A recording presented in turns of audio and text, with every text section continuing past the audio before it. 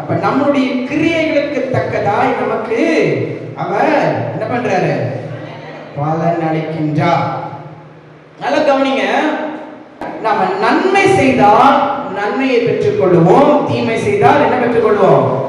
தீமையை பெற்றுக் கொள்ளுவோம். நன்மை செய்தால் தீமை வரும்னு எதிர்பார்க்க வேண்டாம், தீமை செய்தால் நமக்கு நன்மை வரவே வராது. ஸோ நன்மைக்கு நன்மை, தீமைக்கு தீமை தான். இதுல எந்த ஒரு மாற்றமும் கிடையாது.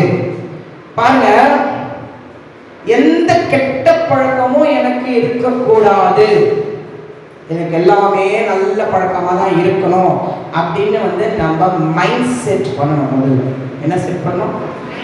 மைண்ட் செட் பண்ணிட்டு வாழணும். அது வாழறது கஷ்டம்தான். நம்ம ஏன்னா பாவத்தில் பிறந்து பாவத்தில் வளர்ந்துருக்கிறோம்.